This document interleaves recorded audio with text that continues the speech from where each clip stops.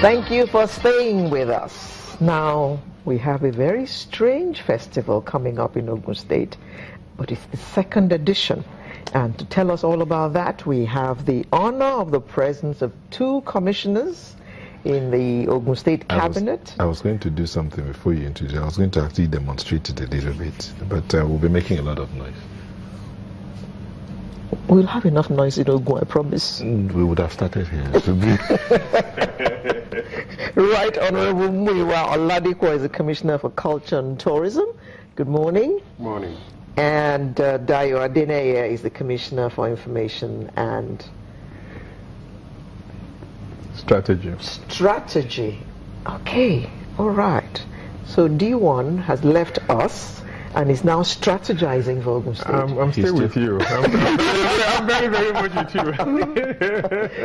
Good morning and thank you for coming. Thank you for having us. Let me start with culture and tourism. Why a drum festival? Ilu. Yes. Okay. Drum is about the most common art. It cuts across every strata of the society, every community in the world. And we realize that our culture is very eroded, dying gradually. So Ogun State as a whole felt that there is need to revive. And if you have to start with language, we have multi-languages in Nigeria. Any other part of culture is many. But also we realize that it's only drum that cuts across. So we decided to bring about the drum festival so that by extension all other culture that are dying gradually can be revived. Interesting. Now, Dayo, what is the significance of this? Well, like he said, if there are two things. Shakespeare once said, if music be the food of love, let it play on. There are two things, at least in this our part of the world, or across the world, that unite people: sports and music. True. Sport cuts across all barriers, whether you're Muslim, Universal. Christian. Same thing with music. If you love music, you play it. Now, if you talk about the drums, I mean, since the days of our ancestors, it was a means of communication between villagers, across villages, during war, during peacetime. So it's an essential part of our culture, and it's something that's been put in the background of late. Our children no longer speak our language. I mean, they all speak English, they speak. And even the music they play now, the drums are all electronic. But they're still drums, we thank God they're still drums. So, like the commissioner said, Ogun State felt, wait a minute, I mean, and we are a state of many firsts.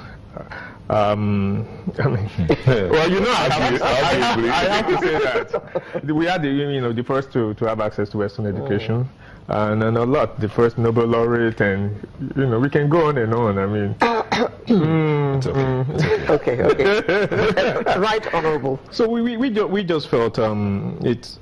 Like you said, it cuts across, and you'll be surprised at how many countries have indicated into it. Last year it was the Nigerian Drums Festival. It was limited to just Nigeria, but we had calls from all over the world that said, wait a minute, we have drums. We have even very unique drums. We would like to participate.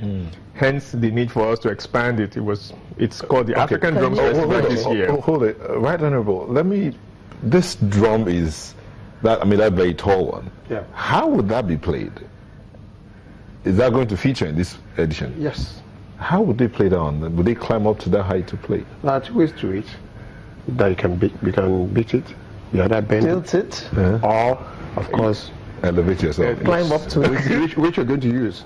Like D1 rightly said, Ogun State is first in everything. The Drum Festival, the one we had last year was the first in Nigeria and first in Africa.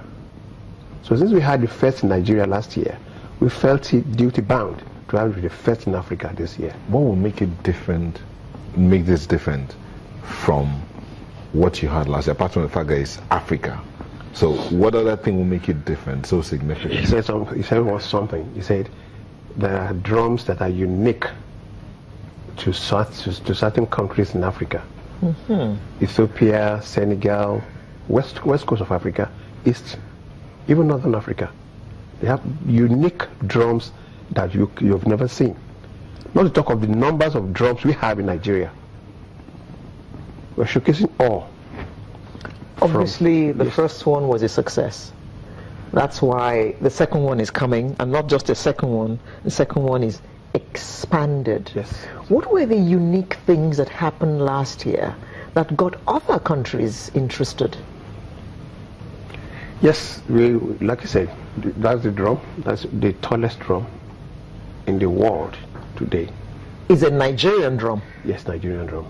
Another first from Ogun State. And as a matter of fact, we also unveiled the second tallest drum in the world. Also belonging to Ogun State. Ogun State. And guess what we are going to be doing better. this year?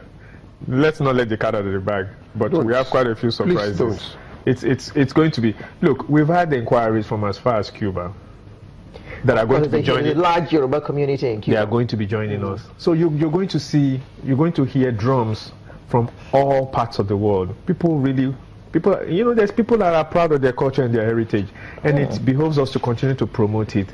And this is why the African Drums Festival is being. This is now called the African Drums Festival. Yes. No longer the Ogun Drums Festival. Yes. No. It was never Ogun Drums Festival. It was Nigerian. It was Nigerian Drums Festival.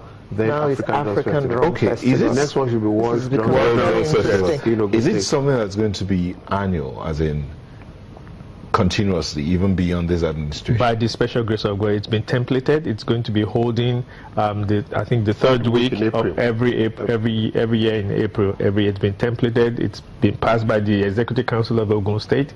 So every year it will take place. It's our heritage. It's our culture. So it will take place. When is it going to take place? It's going to start on 20th, April. 21st, and 22nd of April in 20 to Abeokuta. 22 April. Yes. Okay. Okay, Right Honorable, in terms of like benefits to the state, what are those benefits that the state is drawing from it? And in the face of, it's a double-barrel question now. Yeah. Benefits in the face of the challenges that there seem to be, the security challenges that seem to be. Yes, first of all, let me let you know that Ogun State happens to be one of the safest and most secure states in Nigeria today. So we don't really have security challenge that we won't have. And going about benefits, since we started out last year, we've had responses from other states, United States of America. We've been able to have cultural exchange with some of the states in America. They are coming to Nigeria, and of course, once we start with such ties, I believe we'll go into economic. So it's going to be either side of the coin is a plus for Ogun State. It also puts us on the map. I mean, we are already on the map, but it also lets people know what Ogun is about. I mean, our hotels are fully booked. People get to see our tourism sites. They patronize our restaurants. I'll tell you, last year, the visitors bought almost all the drums that were available. I mean, with a lot of northerners came like, wow, I like this gong, I like this bata, I like the sound it makes. Where can I buy?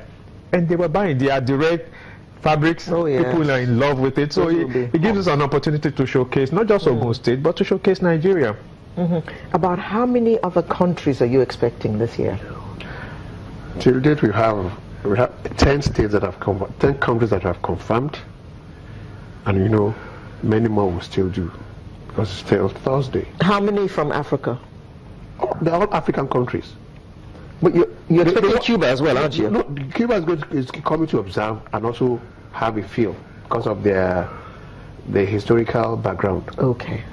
But for Africa, 10 African countries. yes, Southern Africa, East African countries, and West African countries. Wow. That is certainly putting Ogun on the map. 3 days of It's on the map already. 3 days of heavy music. Yes. And dance. And look, it's not just about these drums alone.